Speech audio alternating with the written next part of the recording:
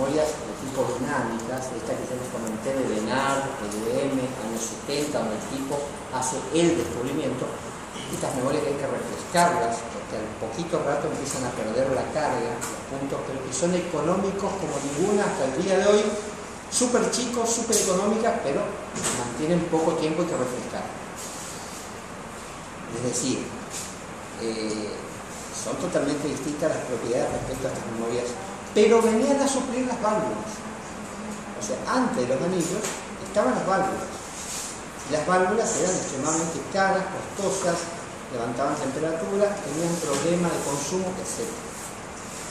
Esta fue la salvación, y de hecho los anillos de perlita fueron evolucionando. Les cuento, en los años 80 todavía había memoria de núcleo de perlita, pero la diferencia es que los anillitos habían pasado ya a un diámetro de décimas de milímetros y se atravesaban, se los tejían, porque había que tejerlo con alambre, o sea, los hilos de lectura, escritura, el de selección, había que tejerlos. Miren, les comento, el Apolo 11 llevó un computador a bordo, investiguenlo, con memorias de este tipo, en su computadora a bordo, con una programación Pascal. Y creo que hay un documental de la NASA, en blanco y negro, por supuesto, donde están las mujeres cosiendo esto con una vista increíble, cosiendo estas memorias, como fuese una tela, con anillitos de muy pequeño tamaño. O sea que esto fue real, esto existió, y esto fue lo que reinó durante casi 30 años. ¿Por qué no nos podemos desprender de esto, si bien hoy ya no existen? Porque fueron los originadores de la arquitectura 2D, 3D y 2D. No fueron los semiconductores, no fueron las memorias de Lenard, las dinámicas, no. Estos núcleos fueron los que generaron la necesidad de plantear una arquitectura distinta y mejorada como lo es la 3D. Y ni hablar de la 2D, ni hablar. Bien, se entendió la característica que tiene. Al ser redondo mantiene mucho tiempo esa carga magnética. ¿Cuál es el principio de funcionamiento del punto de memoria? Para los que van llegando, estamos haciendo un refresco a un punto que me parece que no quedamos bien. Eso nomás.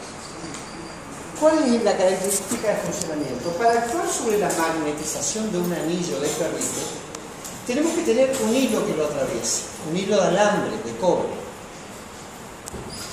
¿Vos fuiste en la clase de la noche? No. Estamos refrescando un tema nomás de... Tenemos que atravesar enhebrarlo con un alambre de cobre que se llama el hilo conductor, y por él deberíamos aplicar una corriente eléctrica tal que produzca una resistencia sobre el campo magnético que tiene el anillo, de manera tal de orientar todas sus partículas hacia el norte o hacia el sur, magnetizarlo positivamente o negativamente. Si la corriente es positiva, en este caso sería negativa, lo va a cargar magnéticamente en este sentido, circular, y estaría indicando la carga de un cero. Se magnetiza en sentido del campo magnético inducido, y al suprimir la corriente que le estamos aplicando, esta queda con la carga que le aplicamos desde el punto de vista magnético. Cuando es un 1, el sentido contrario seguramente será una corriente eléctrica positiva que genera una resistencia sobre el campo magnético del material y lo oriente, sus partículas, hacia el sur, norte sería en este caso. Es positivo, y esto significa un 1. Hasta acá todo bien. Suprimiendo la corriente, ¿qué pasa? Mantiene por bastante tiempo esa información. De hecho, podrían ser días, pero bastante tiempo. Depende del material y del tamaño también, porque mantenían cada vez menos cuanto más chiquitos eran, y eso ya fue fines de los 70. O sea que ya eran anillitos que yo particularmente ya no los vería, eran como cuentitas de mujeres con los que hacen esos collarcitos, pero muy pequeños, muy pequeños. En Wikipedia pueden encontrar una tabla con todos los tamaños y la evolución en el tiempo, pero han reinado, les digo, 30 años esta tecnología. El tema es cómo se lee, y acá está la clave, el secreto. ¿Vos estuviste en el curso de la noche? ¿No? Se me hace de la noche, sí, pero... Sos de la noche, sí. Estoy refrescando un tema. Les comento algo. Cómo se lee es el secreto de esto, y es lo que puede entrar en un examen. Por favor, tomen en consideración por más que no existan. Cómo se efectúa la lectura de ese anillo para saber si hay un 0 o un 1. Antes de ir a la filmera les cuento así, en castellano, cómo sería. El anillo está cargado con un 0 o con un 1. ¿Estamos de acuerdo? Si está cargado con un 1, que es este caso, y si yo tuviese otro alambre que lo atraviesa, aplicaría, por este mismo hilo, aplicaría una corriente eléctrica, tratando, contraria, negativa, tratando de llevar este 1 a dónde? A 0. Por eso se dice que la memoria, y Menadier dice, en el caso de memoria de Menadier, ¿cómo es la lectura? El primer ciclo lee y el segundo, ¿qué tiene que hacer? Regenerar, porque la lectura, ¿cómo es en las memorias de Menadier? Destructiva. La lectura de este punto, de esta anillo, implica lo siguiente. Atravesamos un segundo hilo, que este se va a llamar, es un hilo que no tiene que ser paralelo, para que no induzca con el otro. Miren, no es lo mismo que está así. Si está así, tiene toda esta superficie de inducción. Si está así, tiene solamente un punto de inducción. Primer tema. Que no sean paralelos. Y este hilo va a ser el de lectura. Aplicamos por el hilo rojo una carga lo suficientemente negativa, ¿no? Lo suficientemente alta como para forzar a que este núcleo que estaba en 1 se ponga en cuánto. Yo estoy aplicando una corriente negativa. Si estaba en 1, ¿qué va a producir la corriente negativa? No es positivo. ¿Qué va a producir en este campo magnético positivo si le aplico una negativa? Lo va a forzar a que quede.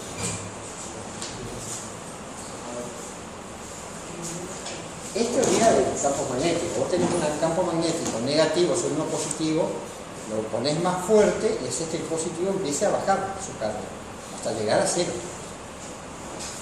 ¿Me explico o no? Aplicando una corriente negativa, si el anillo estaba en 1, exacto, va a producir, mirá, qué lujo, ¿no? No me trajo la cinta de Pedro ahí nomás. ¿Qué pasó el día del objetivo?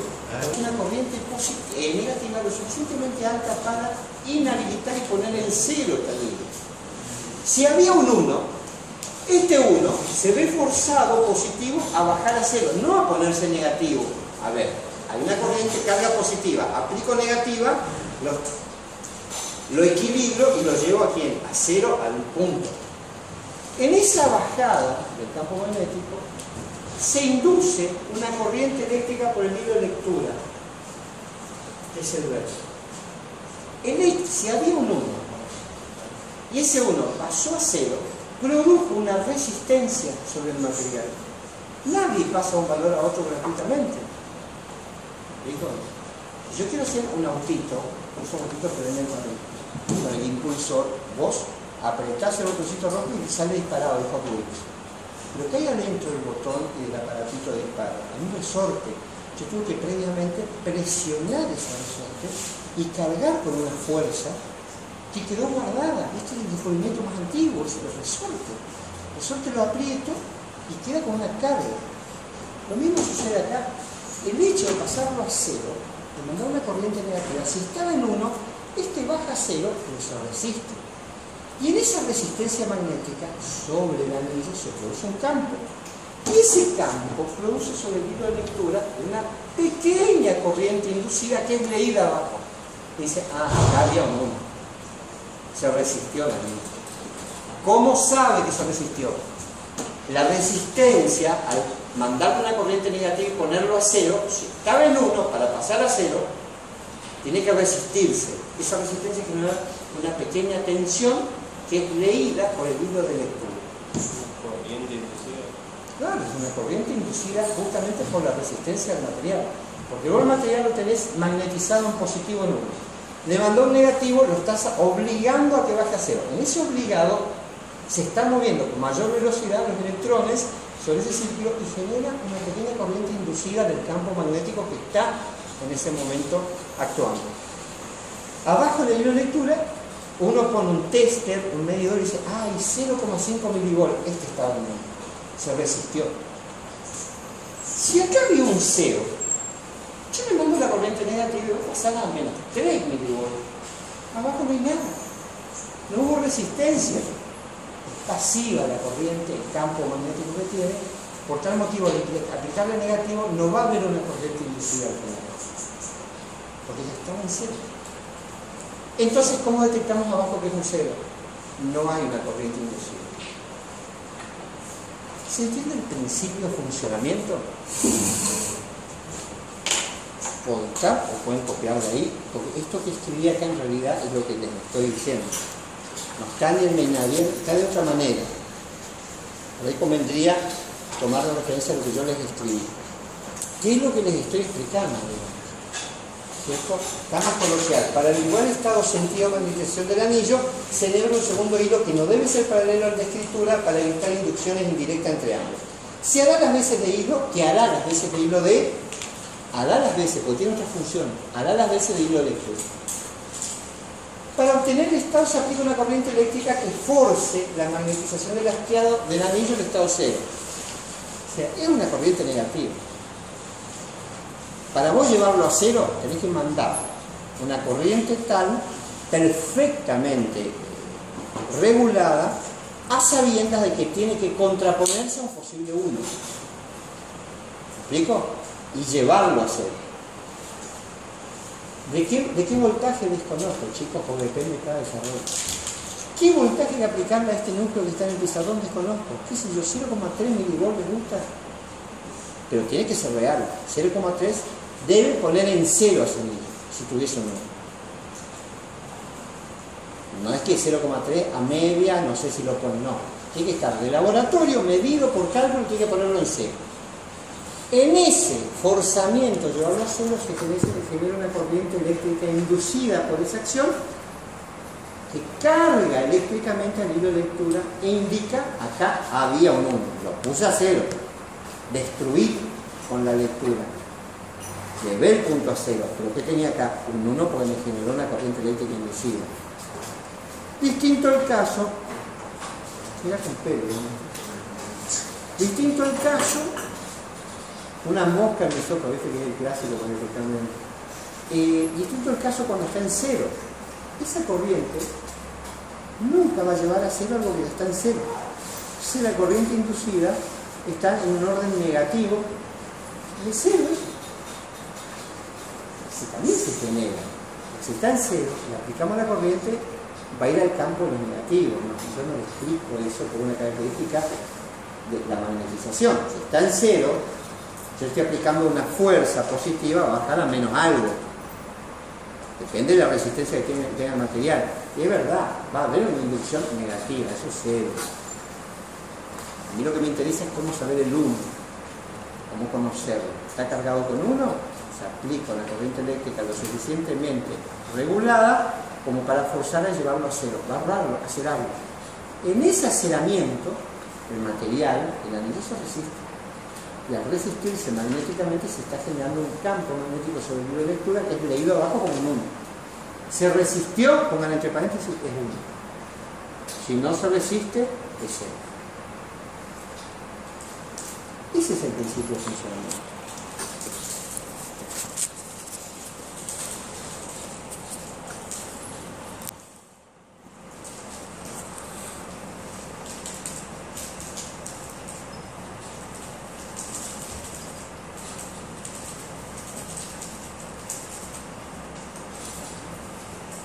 Y estamos reviviendo un muerto que tiene ya cuánto, por lo menos 35 años, 40, yo estaba en la primaria cuando estaban muriendo estos, estamos hablando de mucho tiempo. ¿Y qué pasa? Lo resucitamos porque hay una acción. Es lo que trajo consigo esta implementación de la nuclear vista en cuanto al desarrollo arquitectónico que sufrieron las memorias por culpa justamente de las propiedades de la memoria. O sea, este método innovador para la época produjo un inconveniente que tuvo que implicar un rediseño de las memorias. Y si copiado es lo que les quiero comentar a continuación. Hasta acá divino todo.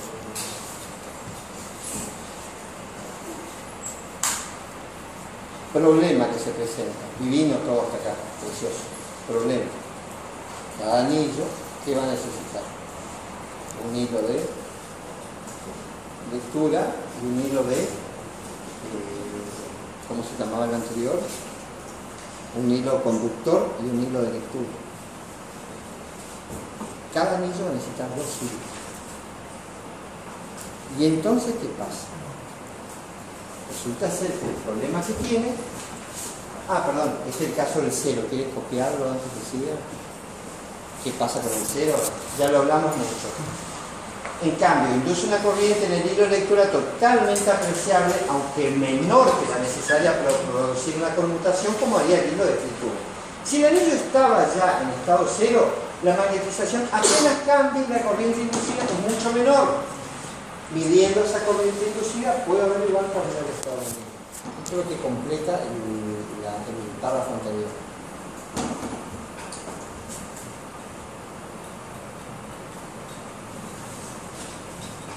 Me faltó una filmina, por eso la pasé para que faltaba.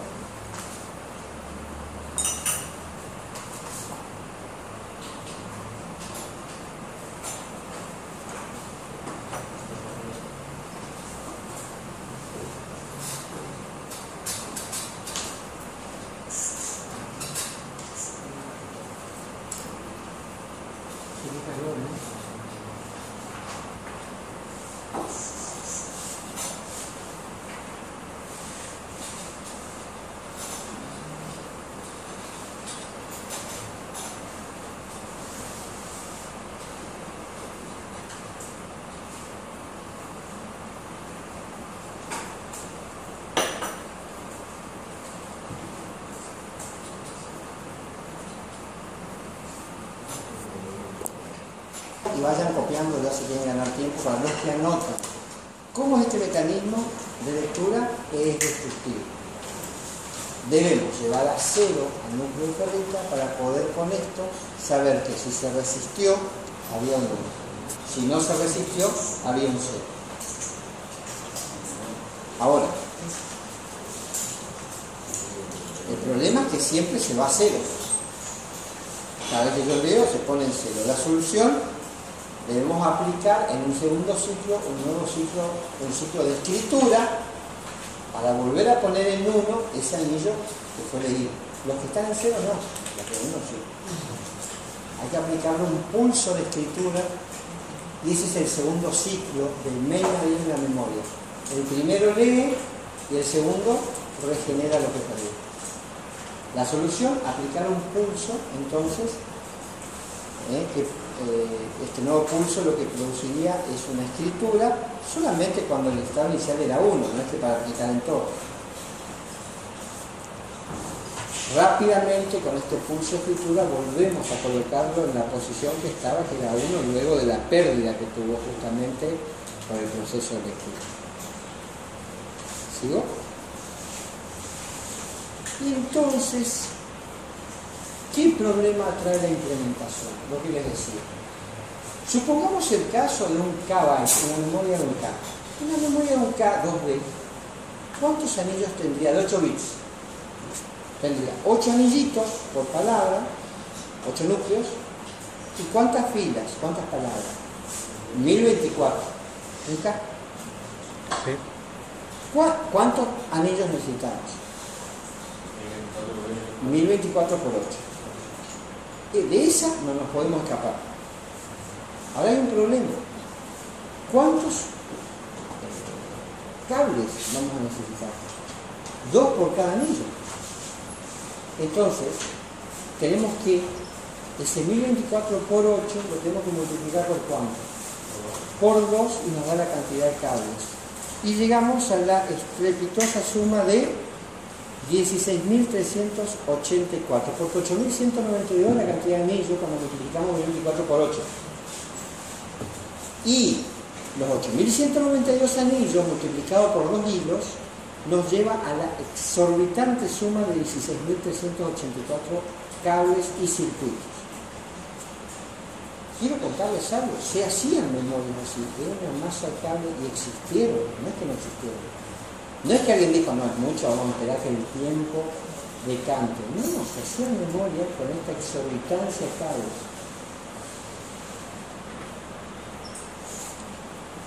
¿Cuál fue la solución?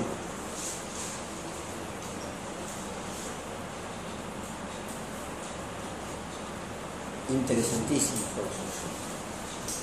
Está basada en la teoría de las corrientes coincidentes. Y dice lo siguiente, lo gustaría dibujar lo posible, no la vemos. Y dice lo siguiente, podemos tener una implementación de estas características. Miren esta, tengo, hago redondito, 2, 3, 4, 5, 6, 7, 8, ¿no? 1, 2, 3, 5, 6, 7, 8. 1, 2, 3, 4, 5, 6, 7, 8. Esto hasta 1024. Puedo reducir dramáticamente esta cantidad de cables de 8.192 anillos por 2, 16.384. Puedo reducir dramáticamente con la teoría de las corrientes coincidentes. Coincidentes. ¿Qué significa? Que vamos a tener dos tipos de hilos. Hilos verticales por cada columna e hilos horizontales por cada fila. Todavía no sé qué voy a hacer, pero sí sé a cuánto bajo. ¿A cuánto estaría bajando? ¿Cuántas sabemos que tiene anillos? 8.192. Ahora ya no hacemos el cálculo por anillos, hacemos el cálculo por filas. Tenemos 1024, 1024 filas más 8 columnas de cables. Esto nos da 1032, ¿puede ser? Sí. 1032 cables. ¿A cuánto bajamos? 16.000 menos 1032. Ahí pones acá la exorbitancia que nos estamos hablando. Ah, claro, por 2 tenés razón. Sí, por 2, tenés razón, por 2. 2 por 2, 4. No, acá no, en este punto no. A ver, para un poquito. No por 2. ¿Por qué? No, mirá. Vos tenés 1024 hilos horizontales y 8 hilos por columna. O sea, 1024 más 8. Y ahí pasa un solo hilo porque ya tiene así 2. Bueno, yo estoy haciendo en igualdad de condiciones. Vamos a necesitar, no digo que no. Yo estoy haciendo en igualdad de condiciones. Lo que teníamos allá, lo estoy llevando acá. Obvio que van a haber otros hilos. Estoy llevando este modelo de acá, donde necesitamos 2 cables por anillo, llevamos a un cable por filo, un cable por columna. Sí, se va a necesitar seguramente algún otro hilo para otra cosa. Estoy haciendo un paralelo con lo que yo tenía allá. Del modelo de 2 alambres para poder leer y escribir, estoy pasando un modelo de un solo alambre, por columna y uno solo por filo. Y me lleva a esta situación. No, ahí no sería todo, sería eso. Pero ¿cómo funciona? Supongamos que queremos poner en uno los siguientes puntos. Supongamos que yo lo voy a pintar, en uno y en uno. ¿Qué hacemos? Aplicamos un medio de la corriente acá. ¿De la corriente necesaria para qué? Para llevarlo a un estado 1. A todas las filas un medio. Y solamente a las columnas donde quiero un 1 le aplicaría un medio. ¿Dónde se produce un medio más un medio? ¿Qué tal? ¿Cómo estás con uno? Del aire, ¿no? Sí, del coso, sí, acá está.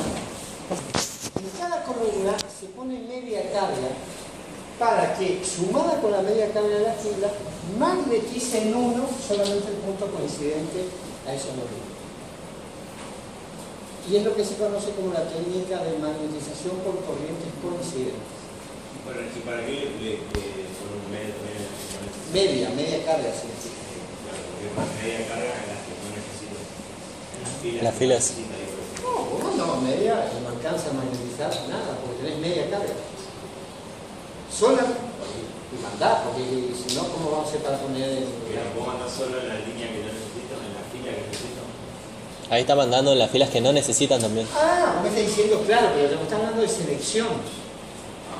Está bien, si vos ya querés entrar a un proceso de selección, sí, obviamente, quiero seleccionar, mando acá, es verdad. Cero, sí, es verdad. Si ya la querés seleccionar, sí, yo estoy hablando del proceso, porque está por seguir acá abajo también poniendo el 1 y el 0 para que se entienda. Está bien, vos lo querés ver a nivel de fila, lo vemos así, está bien. Para esta fila, mandas media carga y mandas media carga en las columnas donde querés poner uno. Y es básicamente esto que viene a continuación. El hilo que pasa por todos los anillos en una misma posición o por una misma fila, por horizontal, se llama hilo de palabra. Dice el diseño 220, hilo de palabra. Y el hilo que pasa por los anillos homólogos, o sea, el hilo vertical, es el conocido como hilo de bit. Es el que permite establecer el bit. Y entonces, para una memoria 1K necesitamos 1024 hilos de palabra y 8 hilos de bit. Mucho menos que 16.384.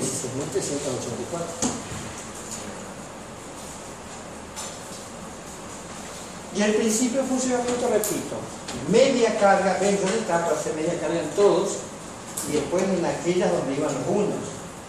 Está bien, es lo mismo, como vos lo planteás también.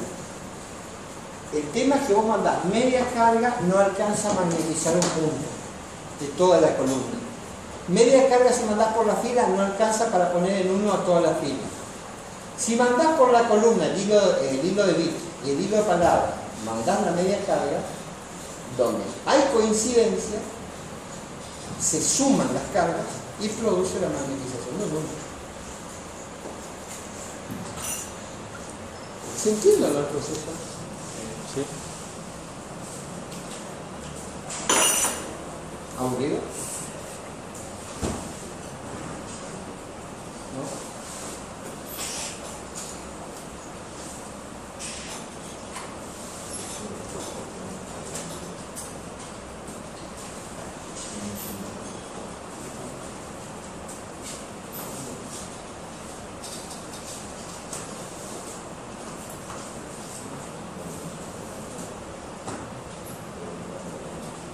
Me avisen y paso.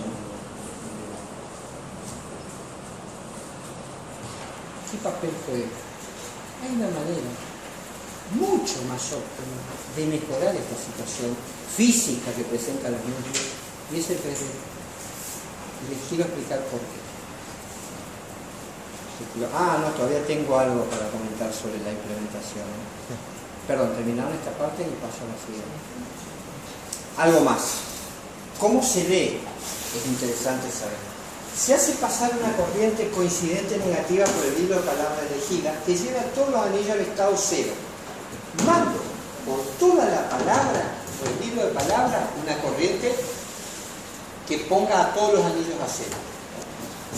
Los que tienen un cero siguen igual, los que tienen un 1 pasan a cero, induciendo una corriente apreciable sobre el hilo de bit. Y ahí indicaría abajo, hay un 1. Entonces, pero como esta corriente es menor que la necesaria para forzar a cambiar de estado, no afecta el estado de los demás anillos. Ojo, ¿qué está diciendo acá? Yo mando una corriente por acá. Los que están en 1, ¿qué hacen? Se ponen a 0, pero por el hilo baja una carga, que indica que acá una se opuso. Hay un 1. Esta corriente no es lo suficientemente alta como para magnetizar a la columna, con lo cual no afecta a sus compañeros de columna. Esa corriente siempre está por debajo de la subjetividad necesaria para conmutar a los otros anillos de la misma columna. Y entonces, esto permite justamente que no altere la información del hilo de bits, de los otros bits, de las otras palabras. Entonces, por el hilo de palabra, por el hilo de palabra mandás la corriente para ponerlo a 0. Aquellos que se resisten generan una corriente inducida sobre el hilo de bit. Esa corriente inducida sobre el hilo de bit no es lo suficientemente alta como para afectar a los compañeros que están en el mismo hilo, porque no alcanza para hacerlos condensados. Es una pequeña variación de tensión que estaría indicando que hay uno, nada más que eso. ¿Ese entender o no? Sí. Tenía botado acá en el libro. Ah, bueno, ¿para qué soy yo? Ya voy, ¿no? Tenía botado el libro de TI. Me da más Megadeth que yo, que te toma Megadeth. Bueno, me puse celoso. Bueno, estamos... Ah, están copiando.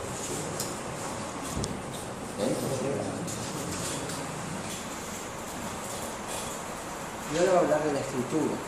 ¿Y cuál es el proceso de la escritura? Acá traté de que lo hice bien compacto, cosa que si lo van copiando, yo ya les explico, es muy sencillo. Primero, y acá viene el tema que manifiesta mi marido, ¿cómo es la escritura? ¿O qué requiere la escritura?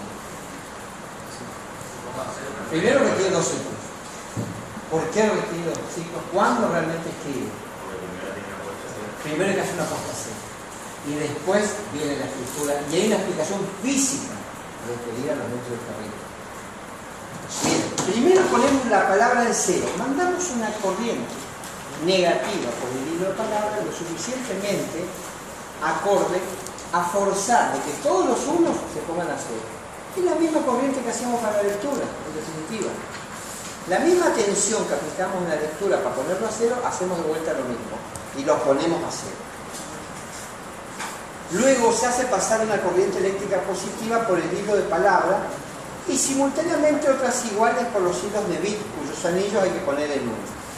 La intensidad de estas corrientes está establecida de forma tal de que por sí sola no alcance para poner en uno. ¿Listo? ¿Solo que un hilo solo? Claro. Mandamos corriente por acá, ponemos a cero. Se pone todo a cero. Ahora, como esto es escritura, tenemos que escribir el punto. Para escribir el punto es lo que acabamos de decir anteriormente, lo que ya hablamos. Mandamos una corriente que no alcance para poner en uno, y otra en el hilo de bit que no alcance. La suma de las dos magnetizaría el uno. Lo primero tuvimos que hacer ¿qué? La apostación.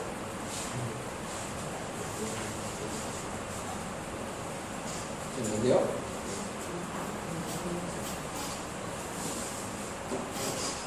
Bueno, la intensidad de estas corrientes está establecida de forma que por sí sola no es capaz de hacer que los anillos conmuten, pero si los juntas, la suma sí. Los anillos que reciben el efecto combinado de la corriente eléctrica de palabra con el hilo de bit van a hacer justamente que su anillo conmute y pasa a uno, se pone en uno. Esto es lo que se conoce como transferencia. Esta técnica es la que vimos en uso y registro como transferencia con previa puesta a cero. ¿Se acuerdan cómo era la transferencia con previa puesta a cero?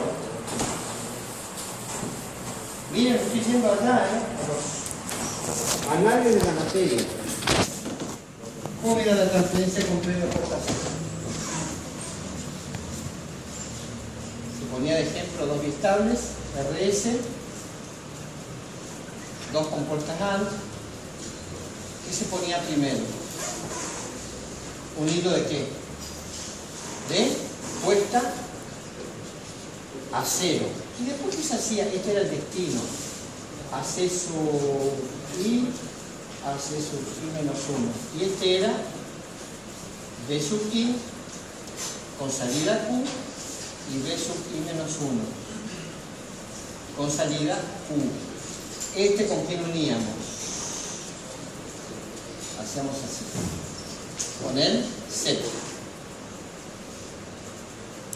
¿Se acuerdan? Y esto era con el un 1. No es con el 1, hay copia, perdón. Estoy mal. Esto es contenido de B que vaya a dónde. Ah, sí. Eso es. Mandando el impulso se copia, pero van a copiar los que están en 1. Los que están en 0 arriba quedan como en 0. Por eso hagan con previa puesta a 0. ¿Y quién es su nacimiento? Con esto. Nace con esto, porque los núcleos ferritas teníamos que llevarlos a cero primero. ¿Pero por qué llevarlos a cero? ¿Por qué en la escritura hay que hacer una preapuesta a cero? Porque va a escribir solo los unos. Porque solo se escriben los unos, se magnetizan los unos por corriente coincidente, por la sumatoria. Vos no podés producir un cero en esta técnica. Individual me refiero. Va. Si querés puedes producir, no sé cuántos cables te llevan y qué quilombo tendrás. En principio, tener que reproducir esto también como cero es una locura. ¿Vale? Conviene puesta a cero y grabar solo los unos. Ya empezar a jugar con corrientes negativas y poner a cero y generar resistencias inversas, no, ahí ya es un campo que no se metió nunca nadie y que es para empeorar el asunto. Por eso se trabaja sobre los unos, nada más.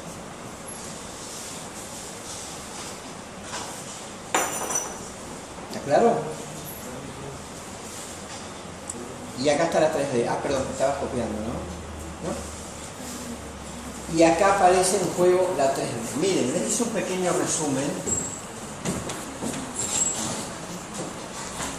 que dice que para disminuir aún más la cantidad de hilos, muchos más, lo que se hace es enhebrar de manera horizontal y de manera vertical no solamente la palabra como se la veía en Torre, sino los planos. Ahora hablamos de planos. ¿Cuál es la palabra y cuáles son los planos acá? Los planos, ya sabemos, son ¿quiénes? Una maestría así. Como lo que usted dibuja allá en el pizarrón. Como lo que usted dibuja allá a la izquierda del pizarrón. Y lo yendo para atrás sería venir a hacer los bits de palabras. Claro, la palabra es esta. Esta es la palabra. La palabra está constituida por todos los anillos de la misma posición fin de columna y con el mismo ángulo de inclinación. Y usted se preguntará de por qué se ponen inclinados. Por muchas razones. Primero, para enhebrarlos, es fantástico tenerlos así conmutados. Y segundo, porque es necesario para que no haya una corriente inducida entre un plano y otro. Si estuviesen paralelos, podría una palabra inducir a otra en el momento de su conmutación. Al estar a 45 grados, pasa lo mismo que en la unión de los dos cables. Hay menos zona de inducción. Repito, se colocaban a 45 grados opuestos cada plano. De manera tal de que cada palabra no induzca sobre la palabra de otro, sobre otra palabra. ¿Por qué no hay inducción o se disminuye? Porque están en distintos ángulos. Todas las palabras en esta memoria 3D están acomodadas en ángulos opuestos.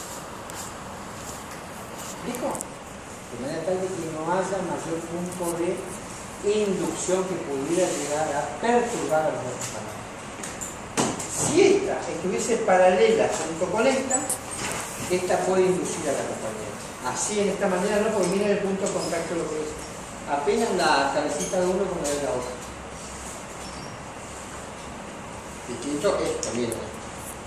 Dos superficies de llenos están dadas. ¿Bien? ¿Explico? En paralelo, los dos anillos tienen mayor punto de coincidencia que si tuviesen así. Bueno, con el fin de disminuir aún más la cantidad de hilos, la 3D plantea superponer planos, superponen los planos, colocándolos alternados, uno al derecho y otro al revés. Finalmente se conectan en serie los hilos de selección homólogos, uniéndolos en lados alternados, de modo que se forma una especie de zigzag con cada hilo. ¿Ves que es un zigzag? Un hilo entra por acá, por el primer plano, pasa por el segundo, sigue por el tercero, va por el cuarto. Entonces, pretendo grabar información sobre esta palabra. ¿Cómo la selecciono? Las corrientes coincidentes van a estar ¿dónde? En este punto, en este y en este, donde la suma de estas corrientes van a producir justamente la alteración de sus puntos. ¿Me explico? Entonces dice que un decodificador de direcciones de X horizontal y uno vertical logra a través de corrientes conscientes seleccionar una palabra espacial. Este es un ejemplo de una memoria de 4 bits. Dije bien, está mal. No de 4 bits. 3 primeros planos de memoria de 4 por 4 bits. Dije mal. Son los 3 primeros planos, o sea, de memoria de 3 bits. ¿Por cuánto? 16 palabras, 3 bits. 16 palabras de 3 bits. La memoria de 16 palabras de 3 bits.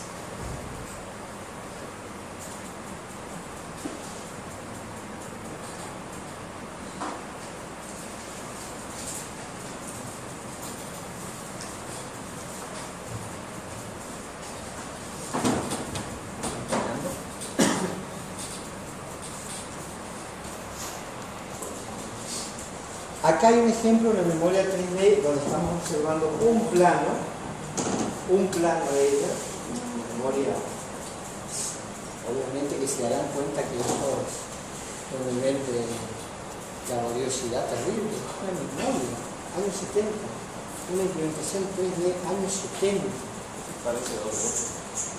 Parece 2D. Parece 2D, pero en realidad esta es. Porque ves que tiene la técnica que hablamos de nivelado, están a 45 y lo que no estamos viendo son más abajo. Porque esto en realidad, ojo, para hacer 3D vos necesitas estas plaquetas varias. No es como hoy en día que esto lo ves en una oblea microscópica y no sabe cómo está. En aquel momento tenías que poner varias de ellas. Miren, si me permiten un segundo, rapidito, puede ser muy rápido, de un noticiero antiguo, donde explica la Armada de los Estados Unidos.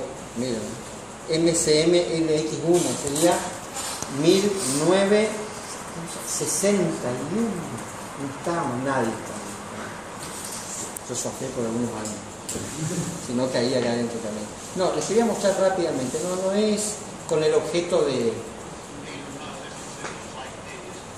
Explica cómo un sistema de computación de esas características, como podría ser un M360, con el centro de tipeado, grabación, grado, verificación, lectura de tarjetas, habla de los componentes básicos de lo que es un centro de cómputo en aquel momento en que no existían los procesadores portátiles.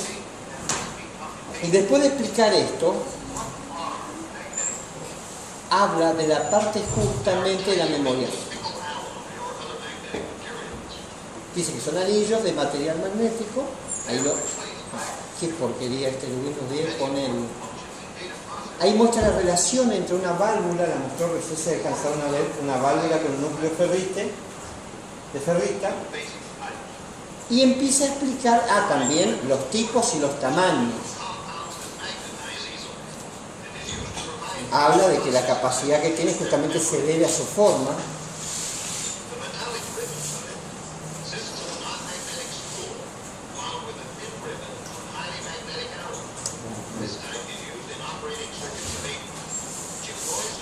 Habla de lo que es el sistema binario y cómo trabaja en la magnetización. Flujo magnético positivo significa un 1. El flujo negativo, un 0.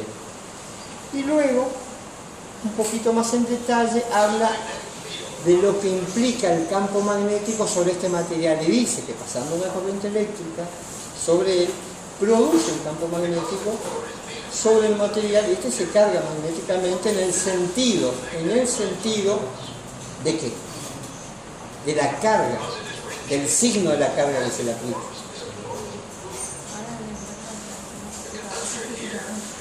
Si se cambia, bueno, dice que cuando se deja de aplicar esa corriente, en la capacidad magnética del anillo mantiene esa magnetización por un tiempo.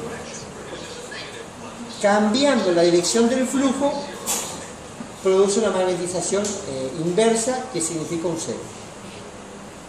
Y ahí con la animación por computadora de esa época, que calculo que no había, y ahí habla, y acá habla de la curva de magnetización, y acá está lo que vos decías. habla de que el punto positivo de saturación en la curva es lo que vos decías que se llama el ciclo de histéresis cycle, creo que es histericia, se dice en español. Hysteresis cycle, que sería el punto, digamos, donde ya se satura la carga y queda cargada. Y eso permite a la curva determinar cuál es la tensión que hay que aplicar para llegar a este punto de saturación positivo en el material. Hay que estudiar para...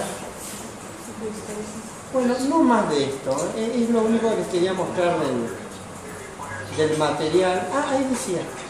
Ahí está. ¿Viste? Es loop. ¿Qué porquería se le provocó? Bueno, era solamente a modo de...